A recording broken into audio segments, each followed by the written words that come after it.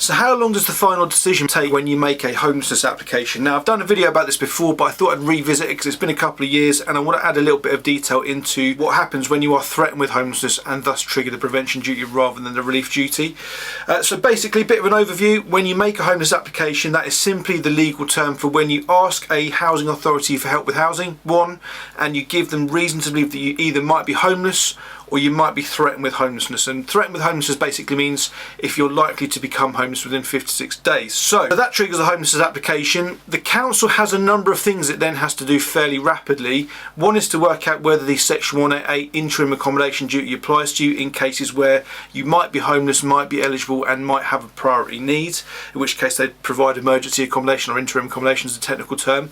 And what they need to do very quickly is establish whether in fact you are homeless and whether in fact you are eligible for assistance. Now, potentially there might be some unusually complicated situations where that might take a few days, but in most cases that's going to be done fairly quickly. I'll just say either on the same day or within, I don't know, 2 or 3 days depending on the circumstances.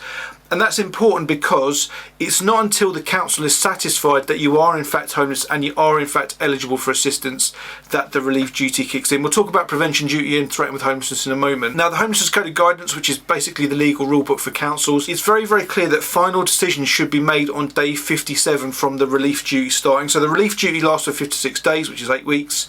And then on day 57, in most cases, the council should reach that final decision. The Code of Guidance does go on to say that where there are significant additional inquiries that need to be made, the council can take an additional 15 working days or 3 weeks, depending how you look at it. But basically, that is the absolute outer limit on when that final decision should be reached.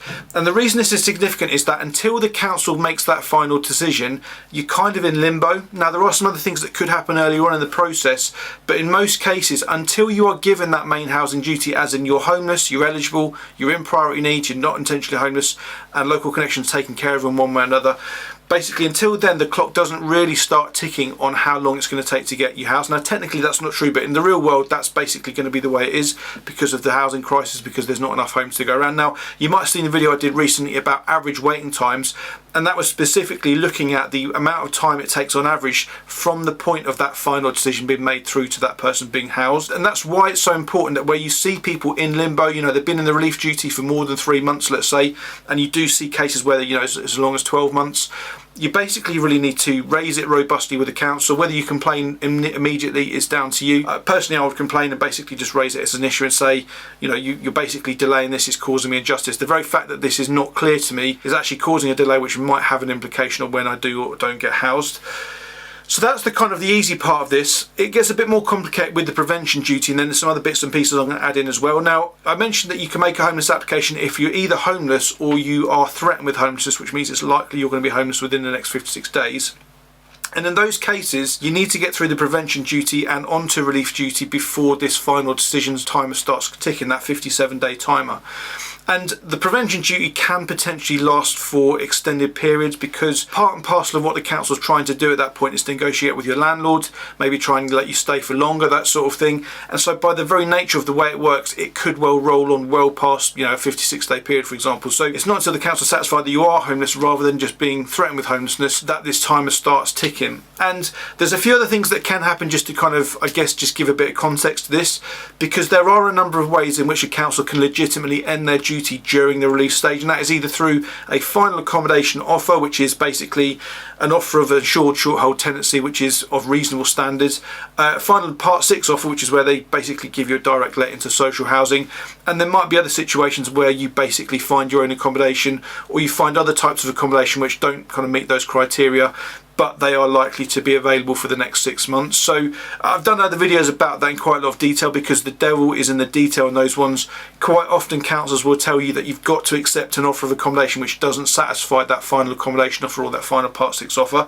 But as I say, in theory the relief duty could end before you even get to the end of it because they've made that kind of offer and essentially you're no longer homeless. Now, you'll still get a decision basically saying, you know, you've made a homeless application on this date, you've now moved into this property over here, we're therefore satisfied that you're no longer homeless. So there always needs to be that final decision, and the fancy term for it is Section 184 decision. Now, there are lots of sections in Part 7 of the Housing Act. There's probably about, I don't know, 30 or 40, something like that. But there's only a couple of sections you really need to remember. One is Section 184. That's probably the most important in my opinion. and the other is section 188, which is that interim accommodation duty. There are lots of other numbers you'll see, section 189A, section 189B, section 193, section 190 potentially, other things as well, but the section 184 decision is the one you really need to focus on. Sadly, it will be written in pretty complicated legal jargon. The council is under a duty to communicate it in a way which actually gets the information across, and that might include, for example, arranging a face-to-face meeting to explain to someone what it actually means, because they can't get away from it. Councils have to put it into legal terms because it's a legal process. But I have seen officers try to bamboozle people with lots of case law and section numbers and so on, when really what they're talking about is nonsense. So you do kind of have to watch out for that. And essentially, there's going to be a few key parts of that section 184 notification which you need to focus in on, particularly if it is a negative decision. If it's a positive decision, it's, in one sense, you don't really need to look at it too much at all.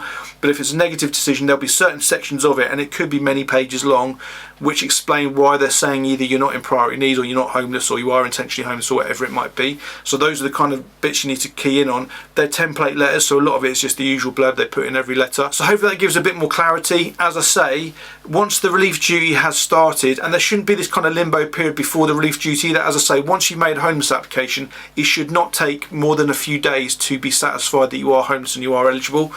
Obviously, you might have complicated situations involving the Home Office in terms of eligibility. I guess occasionally there's going to be some complicated situations about whether they're actually homeless or not. Let's say, for example, in cases of reported domestic abuse or kind of complicated kind of property disputes, that sort of thing.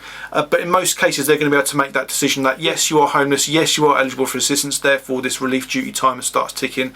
And as I say, that final decision in almost all cases will need to be made on day 57. If it's not, you're in limbo, nothing's really moving on. And yes, it's absolutely worth making a fuss about it, because you should not need to chase councils to get them to do this. This is their legal duties. They have a duty to do this stuff. They need to basically make sure that staff have enough capacity, they're not overloaded, don't have ridiculous caseloads, in order to be able to deal with all this stuff in a timely manner, because it saves the council money by being able to do that. Doesn't really benefit the council having people lost in limbo either. They want to basically be able to make a decision, yes or no, whether they have a duty, and ultimately it's going to make a massive difference as to what your options are, depending on what that decision is going to be. So hopefully that helps. As always, if you've got questions about it, just stick it in the comments. I'll try and clarify anything I've said. Actually, the thing I haven't mentioned yet is the bit of the code of guidance it's mentioned here. So it's 14.17, I think. Let me just check. 14.17 of the code of guidance makes this point. So when you are making a complaint, or if you make a complaint, or if you contact a council because they are delaying, you probably want to quote this and just basically say, I mean, if I read it out, just put it on the screen. Where the housing authority has the information it requires to make a decision as to whether the applicant is in priority need and became homeless unintentionally, it should be possible to notify the applicant on or around day 57. In cases where significant further investigations are required, it is recommended that housing authorities aim to complete their inquiries and notify the applicant of their decision within a maximum of 15 days after the 56 days has passed. So, as I say, that's code of guidance, it's statutory guidance, it's telling councils how to interpret the law, therefore it's as good as legally binding. So you can absolutely quote that. And I've seen local government and social care ombudsman decisions where they have awarded small amounts of compensation simply because the person has lost out on opportunities to get housed because they've been stuck in that limbo period. So yeah,